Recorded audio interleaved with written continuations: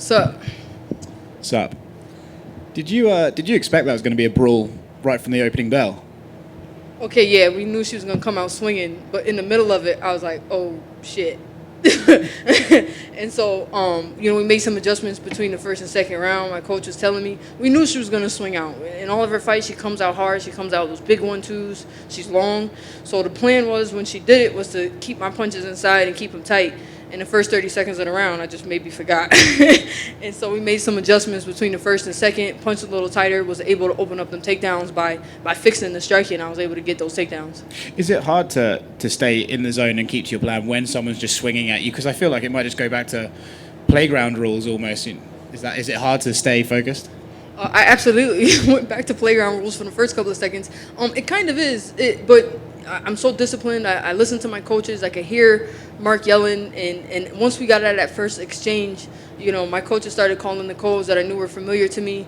And you just got to have short-term memory in a fight. And once that exchange was over, we moved around. We got to the ground. We did some other stuff. I went back to the bench. We fixed up some of those things. He told me right away I adjusted coming into the second. So sort of in the first couple of seconds, it can be a little overwhelming, but you just got to stay clear-headed. In round two, when you took it to the ground, that seemed to be the big difference maker. In round two, you got a head and arm triangle choke, but you never quite got it. Was there a moment where you thought, I don't have this, but I'm just going to keep it on here just to keep it down, or could you feel that she was maybe closer to tapping than it looked on TV? I could tell it wasn't all the way on, and there's little tiny adjustments that you have to make in those kind of positions. Doing free jiu-jitsu, as long as I've done it, a quarter of an inch can be the difference between finishing somebody unconscious and them fighting. So I knew if the choke wasn't there to stay on top. I felt like I was super close, and I wanted to finish it, but there was one of the last ones I was like, I heard like we were close towards the end, and I was like, she's not gonna tap here, so let me just punch her in the face a bunch. You said on the broadcast that you wanted to get at least one more fight in before the end of the year. Do you have a name in mind for someone you'd like to fight? Whoever's in this division, my goal is to climb the ladder. So I just had a ranked opponent. I was supposed to fight Macy, so if she's healthy, I'll take her. Anybody. I'm not really picky. I don't I've called out a couple of people, but I'm having a brain fart who's in the top 10, 15 right now. But Penny Kinzaid, I think, is top 15 in there somewhere. Any of them girls that'll say yes before the end of the fight, I'll take them. I'm not sure where she's ranked, but Nico Montano, the former champion, said she would like to test the waters with you. I'm not sure if that interests you or not. Well, Nico pulls out of a lot of fights, so if she makes it to the cage, I'd be happy to fight her. Congratulations on the win. Thank you. That was a catchy walkout song. What was that song that you What was that, baby? That's WAP. What's that? That's WAP. That's Cardi B. Here we go. Cardi B, Megan Thee Stallion, real hot girl. Can I curse in this thing? Real hot girl shit. You can. You can. I'm a hot girl fan. I like Cardi B. I like Megan Thee Stallion, Sweetie, Mulatto. I'm a big fan of female trap music. So that's catchy. You gotta look that one up and look up the unedited version. It's and don't play it around your kids. Not safe for kids. Not safe for kids. Not safe for work. But I love Cardi B. I love Megan Thee Stallion, and they collaborated this summer. So I knew I had to walk out to that song as soon as I heard it. I love it. I'll look that up. Speaking of rankings, at least in the UFC rankings, you were 15. They had her at 14.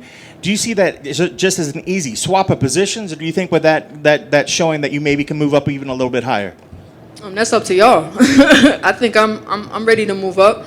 I think she was coming off of a good win. She's got a much better record than me. I was the underdog coming into this fight, so I would like more than one little notch. I would like a couple more notches up. But my goal is to climb the ladder. So wherever y'all put me, I think I'm a little higher than 14, but I always think I'm higher than where y'all put me anyway. So. Well, speaking of going back to schoolyard rules, is there a moment that you just bite down on your mouthpiece and you just love every bit of it to see whose chin's better? Because you both embraced it fully. In fact, I think the commentary started losing their mind a little bit once it was happening. But do you love those moments because you could actually test your chin, but you actually get to show your heart to the fans as well? I love the moments. I don't think my coaches or my dad or my family back home love them as much as I do. Because when I'm in them, I'm like, fuck you, I can hit harder. And then they're like, no, it's a crapshoot. You don't strategically. That's not the smartest way to fight a fight.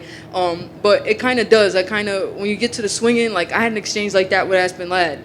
I've had a couple exchanges like that. Sometimes in the spar room.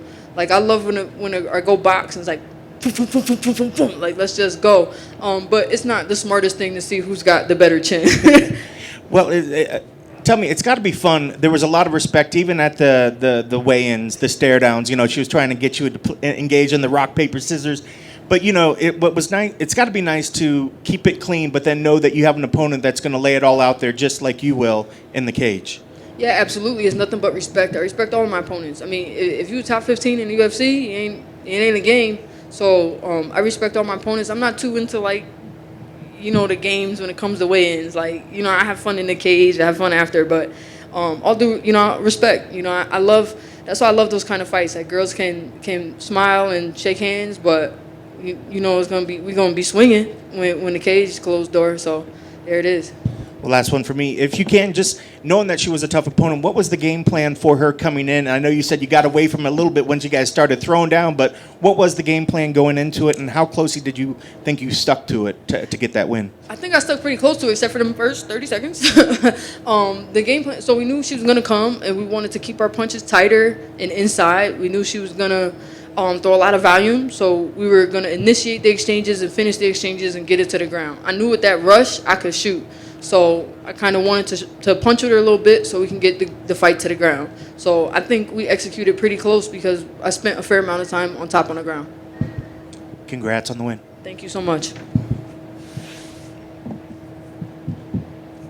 Congrats on the big win. I'm sure you knew you were a 3-1 favorite. Earlier tonight, we had Savina Masso talked about going to 25-35.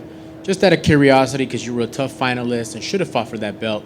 Is 125 just completely out of the question, or do you ever want to test those waters again, Sarge? I never say never. I'm going to be fighting for a while. I'm dead zeroed in, focused on this bantamweight division, but I don't know what the future holds for me. I'm actually in a lot better shape now that I don't have the stress of having to cut to flyweight anymore. And so I'm able to do a lot more in the gym. I'm able to work out a lot more because I have the energy to work out.